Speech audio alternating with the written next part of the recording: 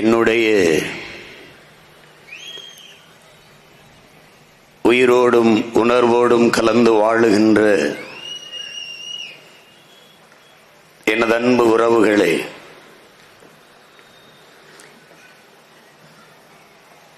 இன்று மாவீரர் நாள். தமிழர் இன வரலாற்றில் மிகவும் மிகவும் புனிதமான ஒரு நாள். உலகெங்கிலும் பல்வேறு நாடுகளில் பரவி வாழக்கூடிய பைந்தமிழ் மக்கள் இந்த நாளை போற்றி கொண்டாடி கொண்டிருக்கிறார்கள்.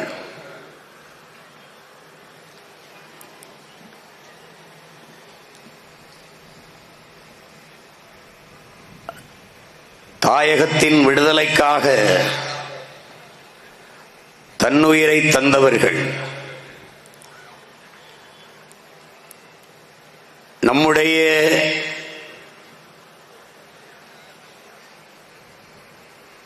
தாய் நிலமான தமிழீழ விடுதலைக்காக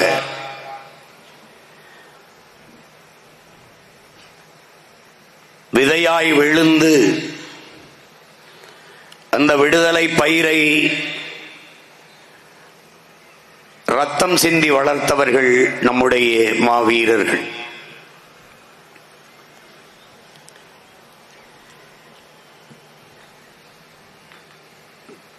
வீரம் என்பது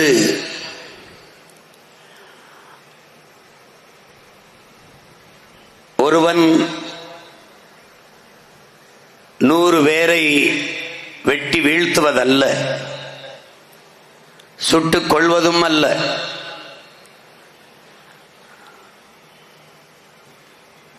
ஒருவன்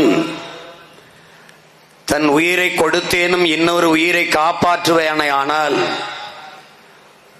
அதுதான் உலகத்தில் சிறந்த வீரம்.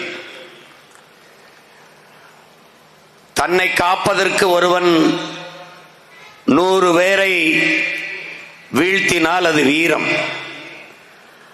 ஆனால் தான் பிறந்த மண்ணை காப்பதற்காக தன்னையே ஒருவன் கொடையாக தருவானேயானால் அதுதான் உலகத்திலே தலை சிறந்த மாபெரும் வீரம். அப்படிப்பட்ட வீரத்தை செய்தவர்கள் நம்முடைய மாவீரர்கள்.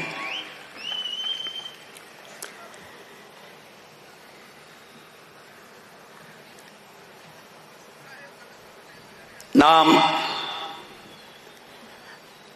மிகவும் உணர்வு வயப்பட்ட ஒரு நாளில், ஒரு நிலையில் நின்று கொண்டிருக்கிறோம்.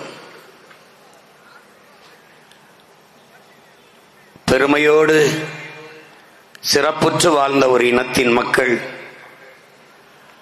நாம் தமிழர்கள் என்ற உணர்வை இழந்ததால், உரிமையை இழந்து, அரசியல் அதிகார வலிமையும் இழந்து, உயிரையும் இழக்கிற இழிநிலையில் நின்று கொண்டிருக்கிறோம்.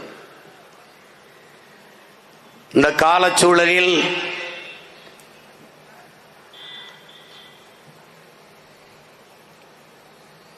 நாம் நம்முடைய வரலாற்று நாயகர்களை, நம் விடுதலைக்காக வீர காவியம் எழுதியவர்களை போற்றிக் கொண்டிருக்கிறோம். இதிகாசங்கள், புராணங்கள், கவிதைகள், காப்பியங்கள், கட்டுரைகள் எல்லாம் எழுத்தாணிகளால், மைகளால் எழுதப்பட்டிருக்கிறது. ஆனால் என் அன்பிற்குரிய மக்களே, என் அருமை உடன் பிறந்தார்களே, வரலாறு எப்போதும் கண்ணீராலும் இரத்தத்தாலும் தான் எழுதப்பட்டிருக்கிறது. அப்படி எம்மின வரலாற்றை கண்ணீராலும் இரத்தத்தாலும் எழுதியவர்கள் எமது மாவீரர்கள். எதற்காக இத்தனை ஆயிரம் வீரர்கள் தங்கள் இன்னுயிரை ஈகம் செய்தார்கள் என்பதை என்னிலும் இளைய என் தம்பி தங்கைகள் தெரிந்து கொள்ள வேண்டிய தேவை இருக்கிறது.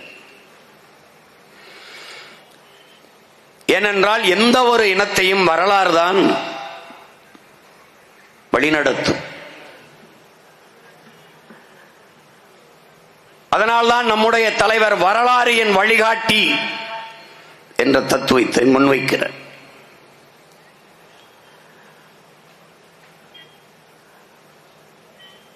வரலாற்றை மறந்துவிட்ட இனம் எழுச்சி பெற முடியாது என்கிறார் லெனின்.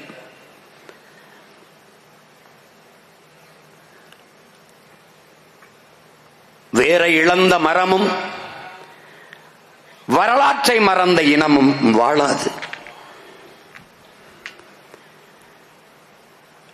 எதற்காக நாம் போராடினோம்? எதற்காக நமது மாவீரர்கள் தங்கள் உயிரை ஈகம் செய்தார்கள்? சுதந்திரம் என்ற ஒற்றை சொல்லுக்காக.